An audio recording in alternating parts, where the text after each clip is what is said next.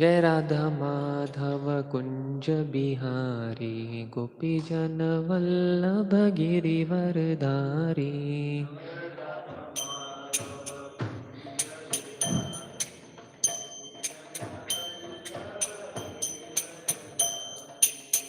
यशोदानंदन ब्रज जन रंजन यमुना तीरवनचारी।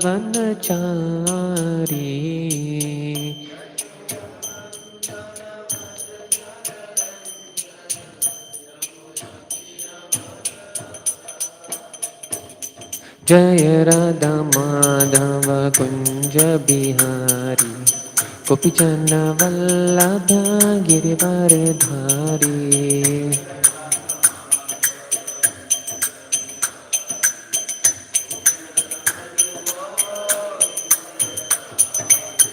यशोदानंदन ब्रज जन रंजन यमुना तीरवनचारी।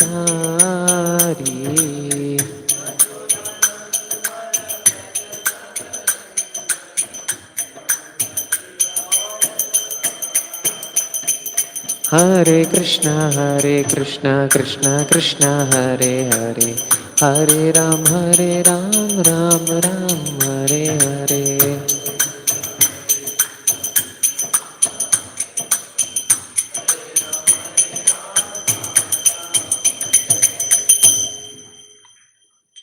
श्री हरिनाम संकीर्तन की।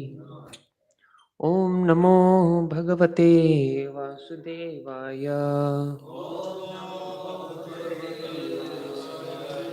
ओम नमो भगवते वासुदेवाय।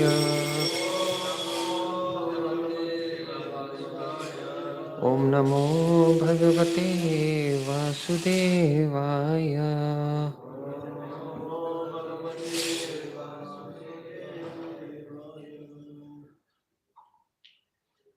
Hare Krishna. So we will be reading from the 10th canto of the 10th canto, 16th chapter, verse number 1.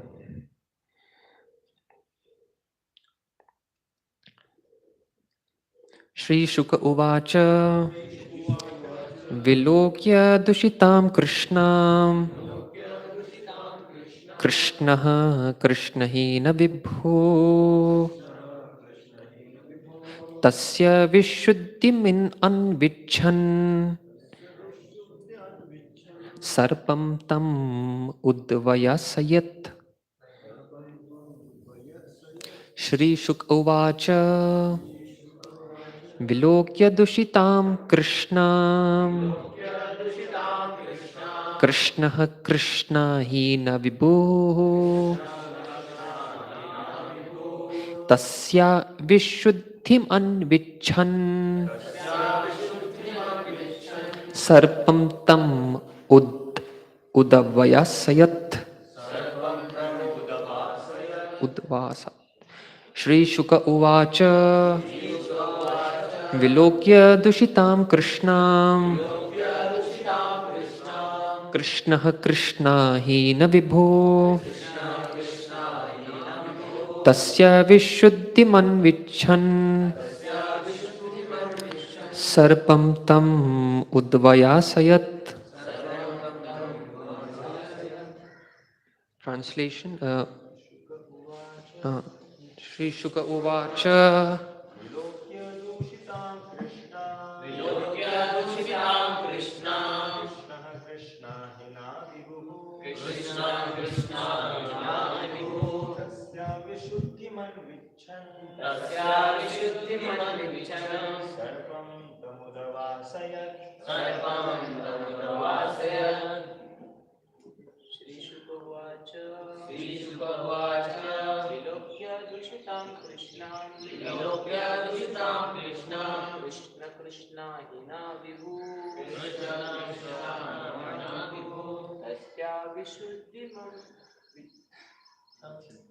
Anvichan.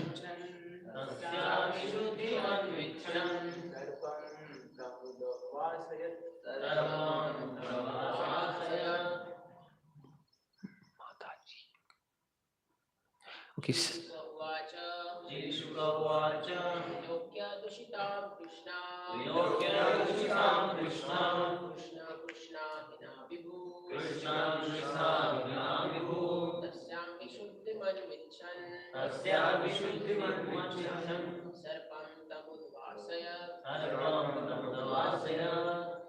Synonyms, translation, and the synonyms in translation. Shri Shuka Uvacha, Shri Shukdev Goswami said, Vilokya, seeing, Dushitam, contaminated, Krishnam, the river Yamuna, Krishnaha, Lord Shri Krishna, Krishna Ahina, by the black serpent, Vibhuhu, the Almighty Lord, Tasyaha, of the river, Vishuddham, the purification, Anvichan, desiring, Sarpam, serpent, Tam, that, Udvayasayat, sent away. Translation. Shukdev Goswami said, Lord Sri Krishna, the Supreme Personality of Godhead, seeing that the Yamuna river had been contaminated by the black snake Kaliya, desired to purify the river, and thus the Lord banished him from it. We will read text 2 translation 3 and the 4th, and its purport. Text 2. King Parikshit inquired, O learned sage, please explain how the Supreme Personality of God had chastised the serpent Kaliya within the unfathomable waters of the Yamuna, and how it was that Kaliya had been living there for so many ages. O Brahmana, the unlimited Supreme Personality of Godhead freely acts according to his own desires. Who could be satiated when hearing the nectar of the magnanimous pastimes he performed as her cowherd boy in Vrindavan? Sri Shukadev Goswami said, within the river Kalindi, Yamuna was a lake inhabited by the serpent Kaliya, whose fiery poison constantly heated and boiled its waters. Indeed, the vapors thus created were so poisonous that birds flying over the contaminated lake would fall down into it. Purport. In this regard, the Acharyas explained that the Kaliya lake was situated apart from the main current of the river. Otherwise, the Yamuna's waters would have been poisonous even in cities like Mathura and in other places farther away. Om Ajnanatimirandasya Jnananjanashalakaya Chakshurunmilitam Yena Tasmai Shri Guruve Namaha Shri Chaitanya Manobhishtam Sthapitam Yena Bhutale Swayam Rupa Kadamayam Dadati Swapadantikam Vandeham Shri Guru Shri Yuta Padakamalam Shri Gurun Vaishnavamscha Shri Rupam Sagrajatam Sahagana Raghunathanvitam Tam Sajivam Sadvaitam Savadutam Parijana Sahitam Krishna Chaitanya Devam Shri Radha Krishna Padan Sahagana Lalita Shri Vishakhan Vitamscha Nama Om Vishnupadaya Krishna Prishthaya Bhutale Shrimate Bhaktivedanta Swami Niti Namine Namaste Saraswate Deve Gauravani Pracharine Nirvishesha Shunyavadi Paschatyarini Namo Mahavadanyaya Krishna Prema Pradayate Krishnaya Krishna Chaitanya Namane Gauratushe Namah He Krishna Karuna Sindhu Dinabandhu Jagatpate Gopesha Gopika Kanta Radha Kanta Namastute Tapta Kanchana Gaurangi Radhe Vrindavaneshwari Vrishabhanu Sute Devi Pranamami Hari Priye Vancha Kalpa Tarubhyascha Kripa Sindhur Bhaivacha पतितानां पावनेभ्यो वैष्णवेभ्यो नमो नमः जय श्री कृष्ण चैतन्य प्रभु नित्यानंद श्री अद्वैता गदाधर श्रीवासादि गौर भक्त वृंद हरे Krishna Krishna Krishna Hare Hare Hare Rama, Rama Rama, Hare Hare. Mukham karoti vachalam pangum langayate giram yat kripa tamaham vande Shri Gurundina Tarinam.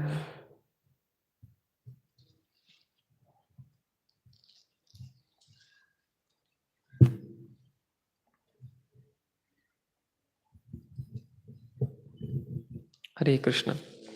So first of all, I want to seek blessings of all the assembled Vaishnavas, so that I make an humble attempt to speak something on this exalted subject matter of Srimad Bhagavatam. That would require some rehearsal for that. Yeah. On this most exalted subject matter of Srimad Bhagavatam. As such, I don't have any qualification to sit here, but it is just by the mercy and the blessings of Vaishnavas that I will be able to speak something. Yesterday, Hari Bhakti Prabhu was very kind enough to bless me through WhatsApp. So on the power of the strength of the blessings of Hari Bhakti Prabhu, I'll make an attempt to speak something. So whatever I speak, let be for my purification of my heart, and let it please all the Vaishnavas here.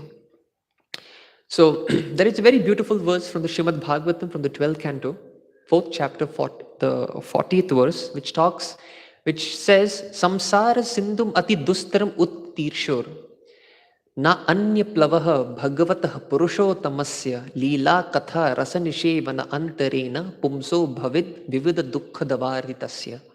Very beautiful verse from the Srimad Bhagavatam, which says, this verse says, Samsara Sindhum. This world is compared to an ocean. Samsara Sindhum. And what is the nature of that ocean? Ati Dustar. It is very, very difficult to cross that ocean. Uttitirshor. But any devotee, any person who has a desire within his heart to cross over this insurmountable ocean of material existence, what should he do? He should take shelter of a boat. Now, what kind of boat is the Srimad Bhagavatam talking about? Na anya plavaha, no other boat, but that boat of Krishna Katha. Bhagavat Purushotamasya Lila Katha. When one takes shelter of the boat of Krishna Katha, which is filled with rasa, which is filled with so much nectarian, which enchants the heart. When one serves Srimad Bhagavatam by hearing this katha, nishevanam antarena. But what happens as a result of hearing such beautiful narrations of the Srimad Bhagavatam? Pumso bhavid, vivada dukkha. All the miseries that we experience in this material world, vivada dukkha davarditasya. Automatically one is freed from all these miseries. So this is what is the power of Krishna Katha. This is what is the potency of Krishna Katha. So today, in this particular class discussion, we are going to take one particular pastime of the Supreme Lord, which is famously known as the Kaliya Daman Lila. We have heard this pastime many a times, by especially during the Kartik Yatra time, by His Holiness Radhanath Swami Maharaj, where he very beautifully brings out this pastime and brings out very beautiful lessons. So, following in the footsteps of Guru and Parampara, I will also try to make an humble attempt to try to narrate this beautiful pastime, which took place in Vrindavan on a lake besides the Yamuna river. So this particular pastime, the Kaliya Daman Lila, the Acharyas say this pastime marks the description. This pastime marks the start of the pastimes in the summer season. So as stories traditionally start, once upon a time. So Krishna was surrounded by his boyfriends. And they were going towards the Yamuna river. There's a beautiful lake besides the Yamuna river. And on that particular day, Krishna went without his brother, Balaramji. So very beautiful pastime, which there are many insights our acharyas give to this particular pastime, in which I will also make an attempt to speak them, because our acharyas bring out many beautiful lessons from this particular pastime, and they reveal many inside details which are not revealed by Shukdev Goswami, but our acharyas give an insight to those also. So Krishna was performing. It was a very hot summer day, very, very, very hot summer day. And usually the peculiarity of this beautiful pastime of Kaliya, normally when Krishna goes out to play, they go in the morning, and they normally come by, when they finish their pastimes at such a time where the sun is not too hot. But this pastime is so peculiar, it is so beautiful, that when the sun was at its peak, that was a time when the cowherd boys were afflicted by so much of thirst. So much of thirst that all of them, normally when the cowherd boys, they play with Krishna, they are normally along with Krishna. Either Krishna is with them, or they are behind Krishna, and Krishna in the forward. But in this particular pastime, this is one unique pastime where the cowherd boys, because of the hot scorching sun, were afflicted by so much of thirst that they went forward towards the lake, which is just besides the Yamuna river. And that lake, as described in the Srimad Bhagavatam, was bubbling. Bubbling with what? Bubbling with poison. Bob, bob, bob, bob, bob. Maharaj makes a beautiful sound, musical sound in his lecture. The vapors were coming out from this poisonous lake, filled with so much of poison that vapors were coming out. It is said, as we just read, that as soon as any creature, any bird or any beast would come in touch with the vapors of this poisonous lake, they would immediately fall down dead. That was the nature of the lake in which Kaliya was residing. Now, interestingly, this chapter of the Srimad Bhagavatam actually begins in the 15th chapter. Even though the description starts from the 16th chapter, the story, but actually Jiva Goswami very beautifully describes the 15th chapter is actually the Dhenukasur Vad, where Krishna kills Dhenukasur. No, not Krishna. Balram kills Dhenukasur. So the beautiful description of that particular pastime is given in the 15th chapter. But suddenly Shukdev Goswami remembers that actually it was the Kaliya pastime that first took place. And then it was Dhenukasur pastime.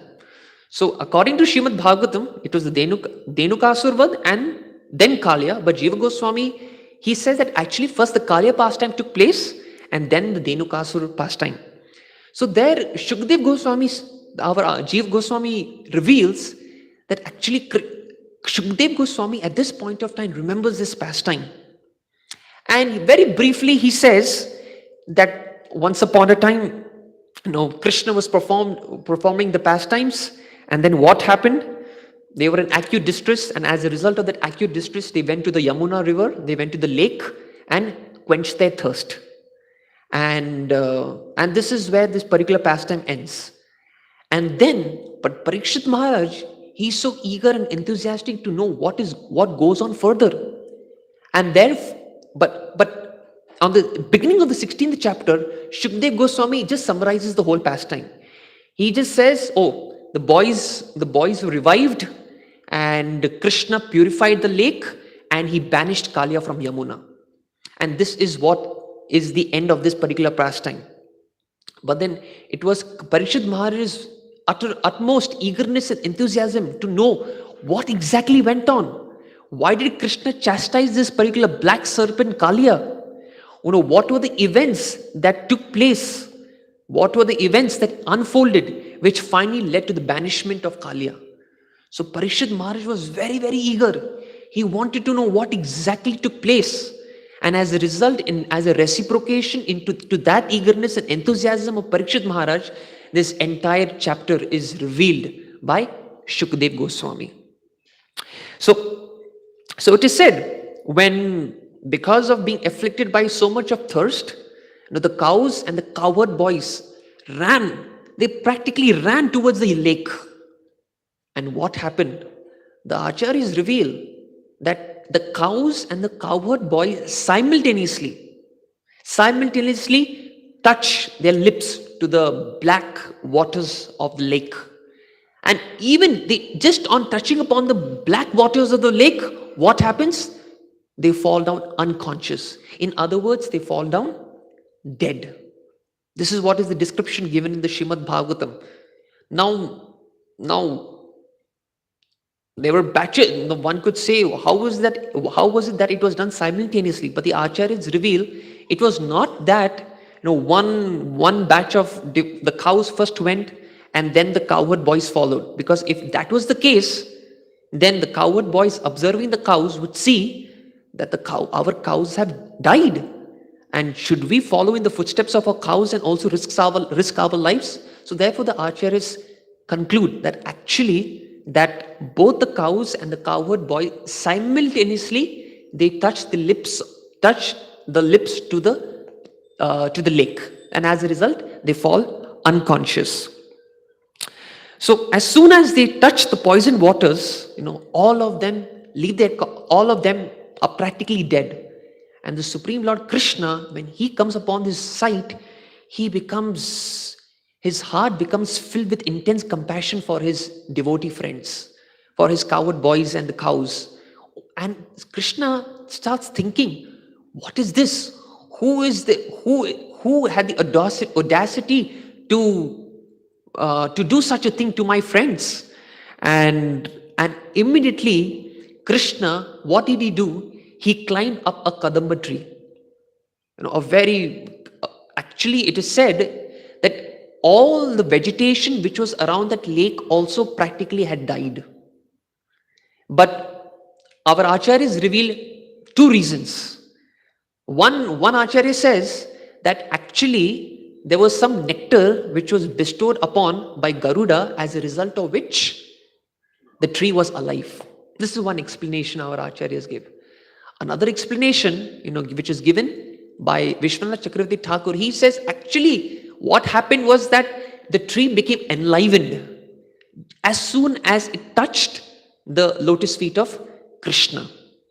And before climbing the tree, it was Krishna's nectarian glance which fell upon the boys, which once again revived the boys. And after that, he climbed the Kadamba tree. And when he climbed the Kadamba tree, what did Krishna do? Krishna, pulled up his sleeves. He had beautiful curly locks of hair which was flowing down his cheeks. He tied that up. He set himself, and what did he do? He splashed a huge dive into the waters of the lake. And Vishwanath Chakravarti Thakur, he reveals, just before that he reveals, when the boys they get up from their slumber, one of the boys tells the other friend, how is it that we have been rescued? How is it that I just remember that we had fallen into a slumber, we felt unconscious because of the poisonous vapors of the lake. How is it that we are alive? And then the other friend reminds the friend who just all of them had gotten up together, telling that, oh, do you remember the boon which was given by Gargacharya at the time of the name giving ceremony of Krishna and Balaram? That he had promised that this particular boy Krishna will protect and safeguard all the residents of Vrindavan. So as a result of that boon given by Gargacharya, we have been rescued. So therefore, this is an insight that Vishwanath Chakravarti Thakur gives to this beautiful thing.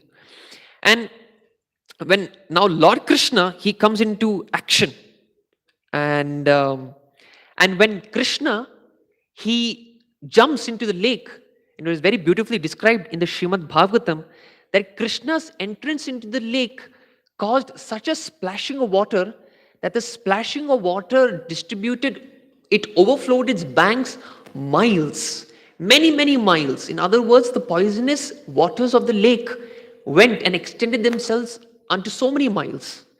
But acharyas say, even though it happened like this, nothing, it did not once again affect the cows and the cowherd boys. Because Krishna's jump into the water of the lakes purified the lake actually. Because it touched the lakes, it touched the waters of the lake.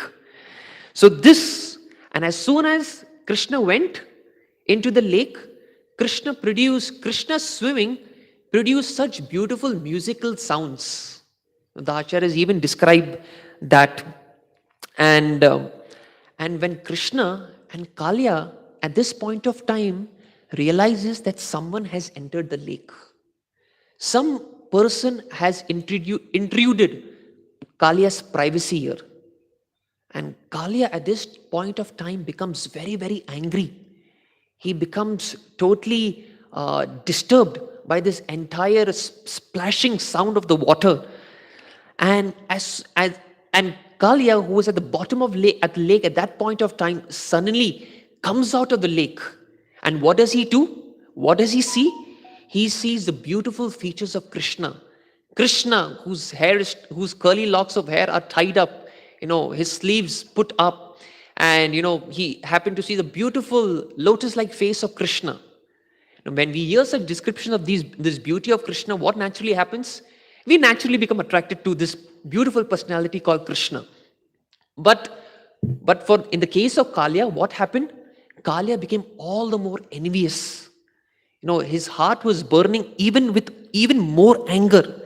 And despite the most beautiful description of of Krishna's beauty, Kaliya becomes envious. What kind of person is he?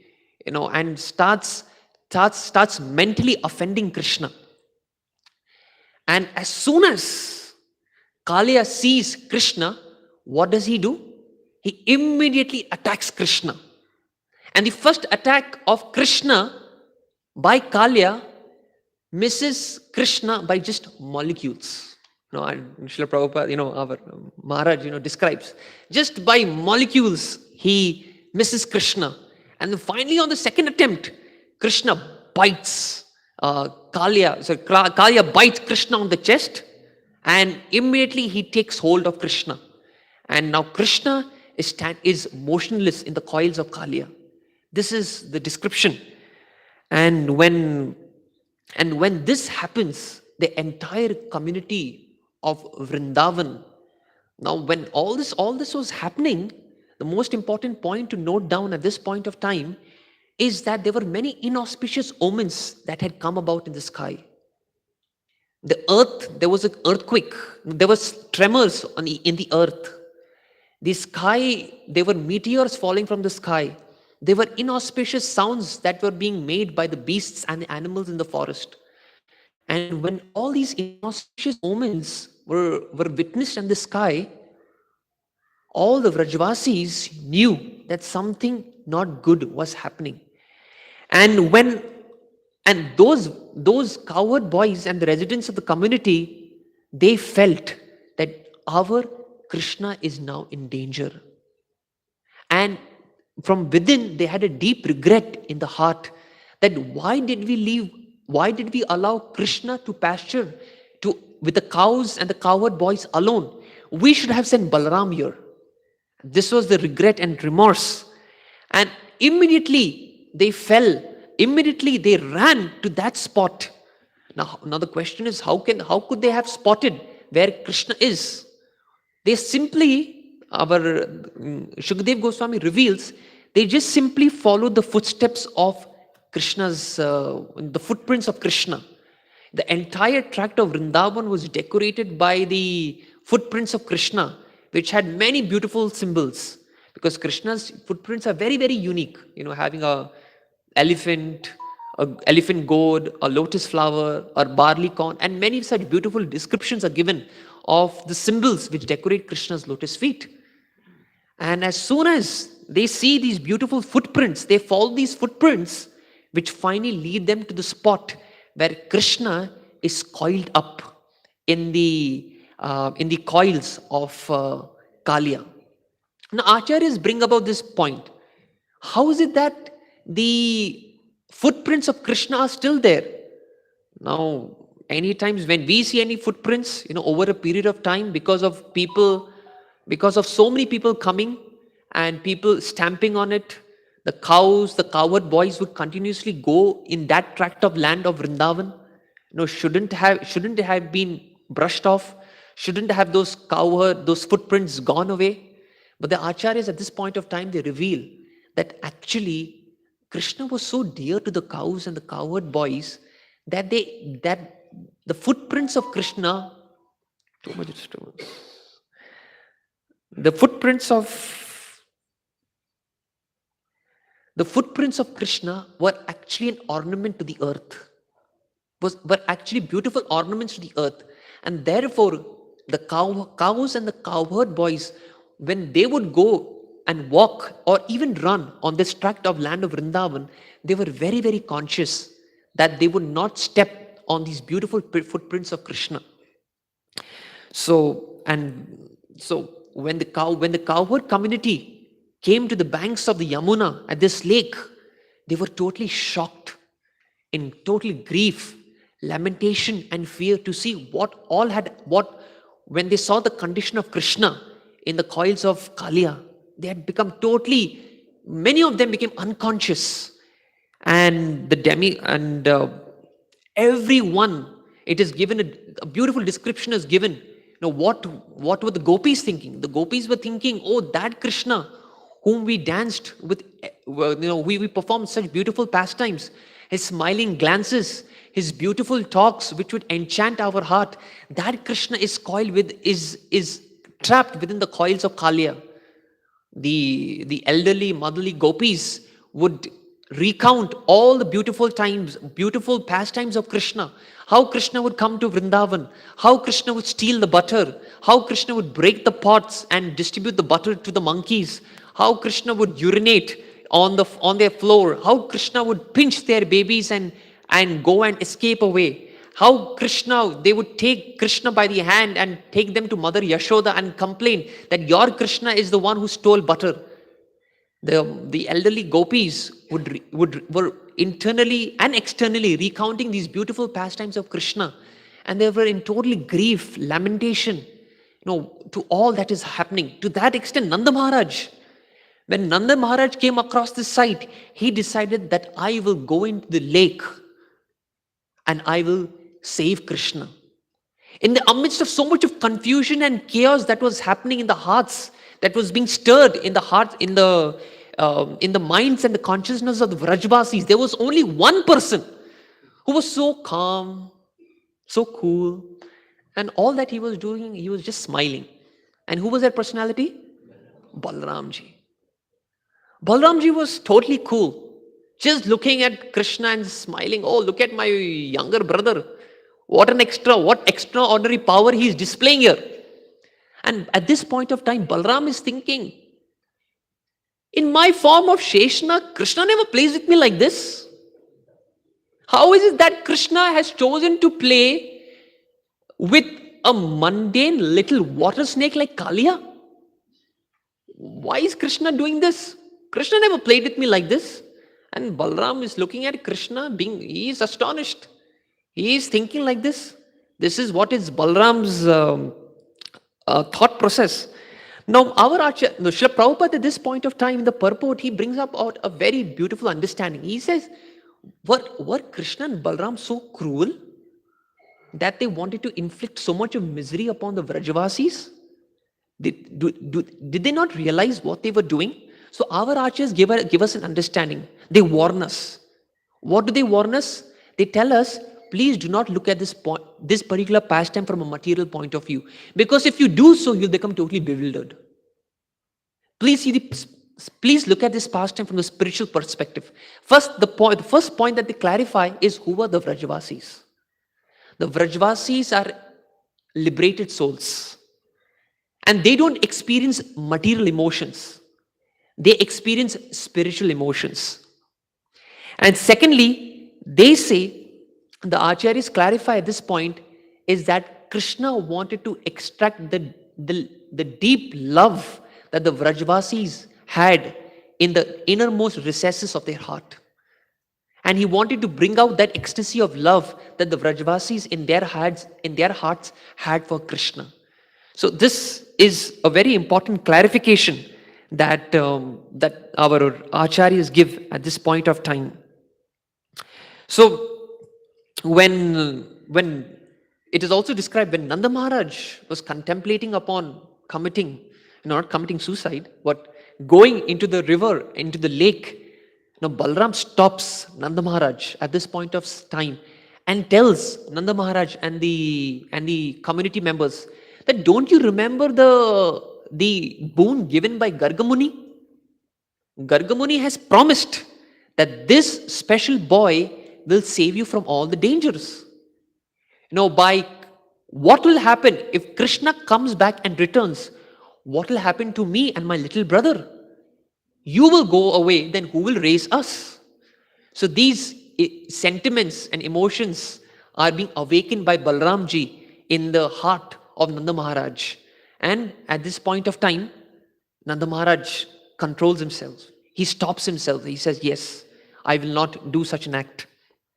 And this is how Lord Krishna, at this point of time, when he sees the acute distress of the Vrajavasis, the acute pain that they are undergoing in their hearts, at this point of time, Krishna decides that enough is enough.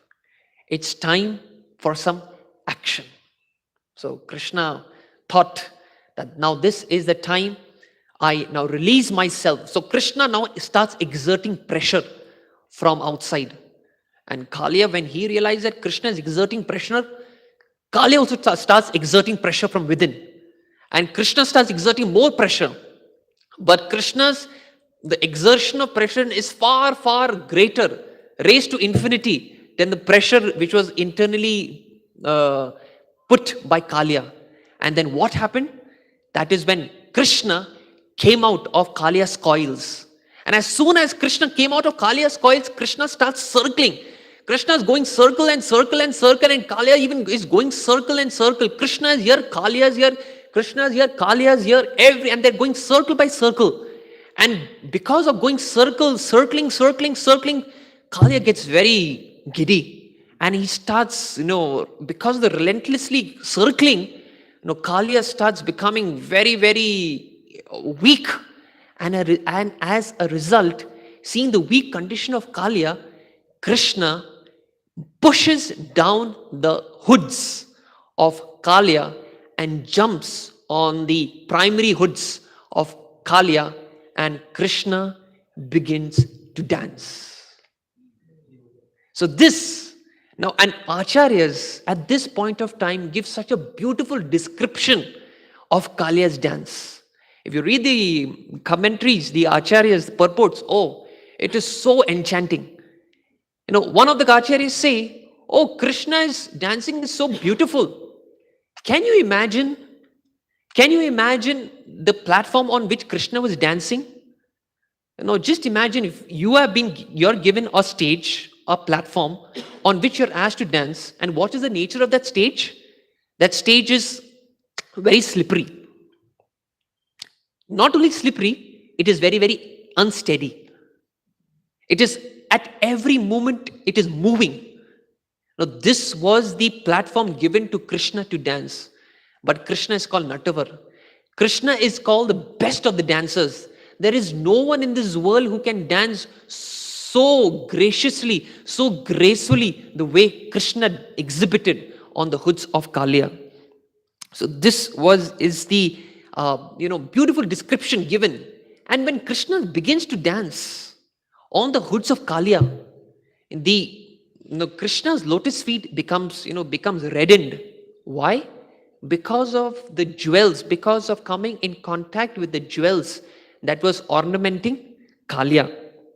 So at this point of time, Srila Prabhupada gives a very, very important lesson. He says, in this material world, no one wants to bow down. No, all of us are very, very proud. But Krishna, in the form of his energy of irresistible time, will come and will force everyone to bow down. This is another form of Krishna. So Prabhupada at that purport says you have a choice. Either you humble yourself before Krishna or you become humbled before the supreme energy of Krishna in the form of Maya. So therefore, Prabhupada, urges us, Prabhupada requests us that please do not fall trapped to the material energy of the Lord and rather agree to become subservient to the instructions given by Krishna. So this is a very beautiful insight given. Now when Krishna is dancing, now Krishna is exhibiting a very beautiful dance on the hoods of Kaliya. And when he is dancing, it is, the Acharyas say that, even without musical instruments, Krishna produces very beautiful sounds. Thai, thai, tat tat thai, thai, thai, tat tat thai, thai, thai, tat tat thai. This is what our Acharya is given. I'm not concocting anything here. Please don't think like that. So, so when Krishna is beginning to dance and seeing the musical, beautiful music which is produced by Krishna's mouth, the demigods get inspired. The demigods, the Siddhas, the Charanas come, the Gandharvas, they come, they bring all their musical instruments like mridangs and kartal, and they accompany the Supreme Lord in his musical singing. Oh, and what a beautiful musical concert it becomes. So beautiful it becomes. It is so enchanting to the heart that the demigods start showering flowers on Krishna. Oh, and start appreciating Krishna, start glorifying Krishna for the beautiful dance that he's exhibiting on the coils of the hoods of Kaliya. And not only that, they start offering beautiful prayers, glorifying the beautiful dance of Krishna. And they start composing, spontaneous songs in glorification of Krishna. So this is, the beautiful dance of Krishna. Krishna, Kaliya, at this point of time, it is described that Kaliya had 101 hoods, primary hoods, and thousands of secondary hoods. So that any hood that would suddenly come up, Krishna would immediately jump on that hood and would smash that hood down. And another hood would come up, Krishna would come and would go and jump on that hood and would smash that hood down. And Krishna, and this became a play between Krishna and Kaliya. Kaliya would raise one hood, Krishna would come, jump on that hood and would smash it down. Another hood would come up, Krishna would jump on that hood and would smash down. The third hood would come up, Kaliya would raise that hood and Krishna would come and jump on that hood and would smash down. And this was a play, a beautiful play that was being orchestrated by the Supreme Lord. And Kaliya, in this entire thing became such an exhausting event for Kaliya, that Kaliya finally, within his mind, he understood that if my arch rival, Garuda, whom I know him to be so powerful, but this person who is the master of Garuda, he happens to be even more powerful than Garuda. So therefore, Kaliya at this point of time agrees to surrender. And Prabhupada says, because of the dancing of Krishna on the hoods of Kaliya, all the poison that was stored in Kaliya's body all came out.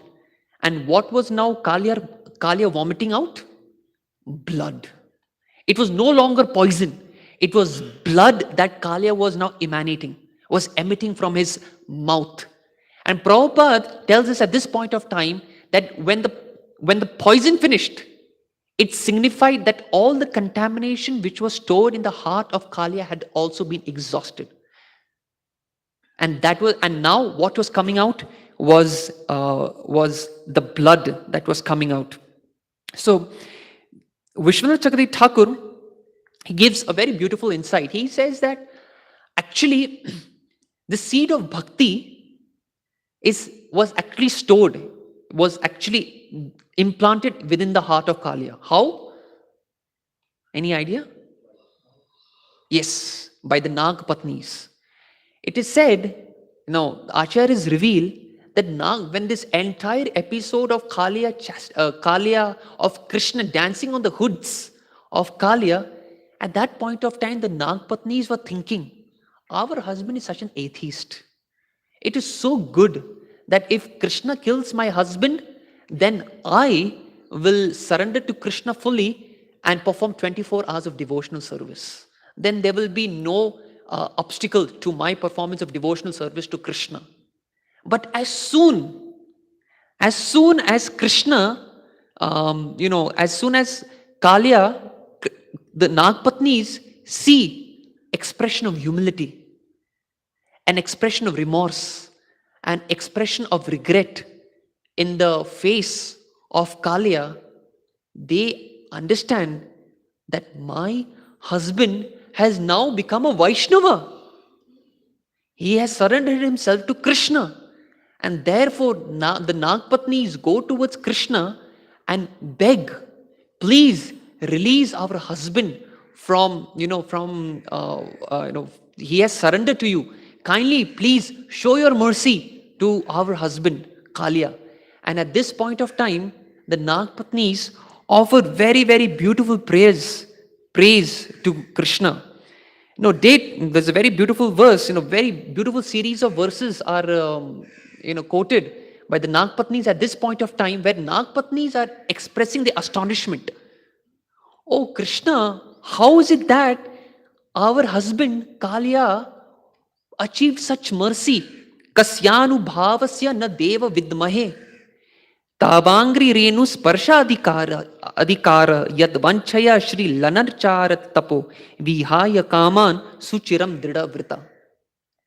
So Nagpatnis at this point of time are asking Krishna, how is it that Kaliya got the opportunity of getting touched by the dust of your lotus feet?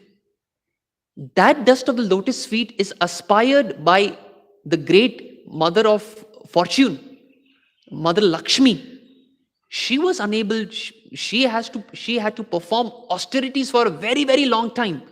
Only then, if Krishna has his mercy, then only will Mother Lakshmi would get an opportunity. But you were so merciful on Kaliya that without much effort, without Kaliya, what good deeds he must have done in the past. Even though our Acharya at this point of time, Vishwanath Chakravarti Thakur says, actually Kaliya had not done anything in the past. He did not do any good dharma, he did not perform such austerities. But our Acharyas say that it was just inconceivable mercy of the Lord on Kaliya, because of which he achieved such a destination. He achieved the great fortune of getting touched by the dust of the lotus feet of Krishna. So when and the Nagpatnis offer such beautiful series of prayers. Now at this point of time, Kaliya is just witnessing everything. Just witnessing everything. Now after Nagpatnis offer the beautiful series of prayers, Kaliya, he does not know what should I say.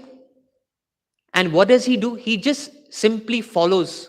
He just simply paraphrases the same words as told by the Nagpatnis. This is what is perfection. If we are not asked to compose prayers in glorification of Krishna, but rather we are asked, just simply repeat the prayers what have been composed by the acharyas, by the great devotees. Mahajano yena gatha sampanta. Even if you are able to do that, that is perfection of life. And this is what Kaliya did. He did not know how to compose prayers. He was not a very, very big scholar or a learned scholar, or Maharaj says. He just simply saw the Nagpatnis, very attentively heard the prayers offered by the Nagpatnis, and just simply repeated them. So this was the credit that that Kaliya had. And at this point of time, Krishna now jumps off the hoods of Kaliya and chastises Kaliya. Now I've shown my mercy upon you, now you please go away from this lake. Go away from this lake to a faraway place. And at this point of time, Kaliya circumambulates Krishna, offers beautiful words of glorification, offers flowers, circumambulates Krishna, offers his obeisances, and then goes away. And at this point of time, Parikshit Maharaj, you know, which is the beginning of the 17th chapter, is very, very curious that how is that, why was Kaliya banished? He asks two very pertinent questions, which is in the 10th, you can open 10.17.1. So the question that was asked, why did Kaliya leave Ramanaka island, the abode of the serpents, and why did Garuda become so antagonistic towards him alone? So with this, the pastime concludes in a very nice manner by a brief history given by Shukdev Goswami at this point of time. He says that Garuda, that the serpents would give some offerings to Garuda, monthly offerings. And Garuda would take those monthly offerings, would take those offerings and go away. But there was one snake, that was Kaliya. Before Garuda could come and snatch those offerings, Kaliya would take those offerings for himself. And this really angered Garuda a lot. And therefore, there was a fight that ensued between Kaliya and Garuda.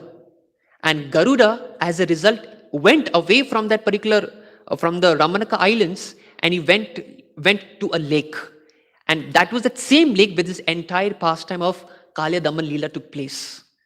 And now another question that is asked at this point of time is that, the one question that can be raised, that why was Garuda could have even gone there and killed and chastised Kaliya. He could have even done that.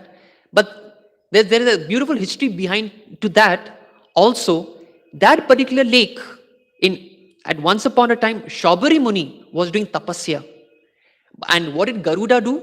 Garuda, being an eagle, eagles are normally fond of the fishes in the water. He went and tried to eat one of the fishes. And as a result of that, Shaubari Muni became very, very angry. And as a result, cursed Garuda.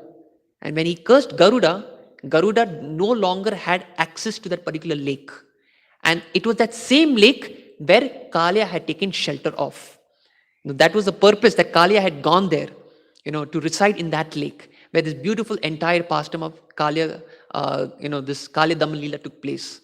So these are the sequence of events, that Shukdev Goswami has very beautifully narrated us. So Srila Bhaktivinoda Thakur, in his Chaitanya Shikshamrit, reveals that Kaliya is a personification of envy. Many other two qualities, but one of the qualities which is very important for us in our devotional service is that freedom from this anartha, called envy. It is said envy towards anyone, it is a barrier to our progress in devotional service. It is just like if you become envy towards Vaishnava, it's like taking a stone and trying to beat that Vaishnava, but trying to throw at that person. But as a result, what happens? Not you try to harm that person, but more than anything, you get harmed. Just like a burning charcoal, you take a burning charcoal and throw it at someone, but that charcoal burns you only in turn. So this is the nature of envy. So our acharyas say that we need to free ourselves, because envy, the eradication of this anartha, envy, is one stroke solution to getting rid of all the anarthas. So, and in this way, when we are freed from this disease of envy, which is the reason why we have come down to this material world, Ichcha dvesh samutvena dandva mohena bharata. Because of dvesh from Krishna, we have come to this material world. So, through this beautiful pastime narration of Kaliya Daman Lila, let us pray to Krishna, just like the way Krishna subdued Kaliya by once again and again smashing his hoods. Let us take this opportunity to pray to Krishna that any time we become proud, Krishna, please crush our false ego, crush our pride, and we become an instrument of compassion in the hands of the Supreme Lord. In this way, okay, this is an indication that I should stop here. So thank you, Abhigun Prabhu. So we will conclude here. So any discrepancies or any mistakes in this pastime, please forgive me. I tried to make an attempt. There were so many great details to be narrated, so many small things which I also could not recall while narrating the pastime. So I would recommend, please do read the purpose of Srila Prabhupada of this particular pastime, insights given by the acharyas, especially Vishwanath Chakti Thakur, and we can nourish ourselves, and also get enchanted and mesmerized by this beautiful pastime of Krishna subduing the snake called Kaliya. Thank you very much. Srila Prabhupada ki jai, Krishna Kaliya ki jai, Grantaraj Srimad Bhagavatam ki jai, Nitai Gaur Premanande Hari Hari Bo.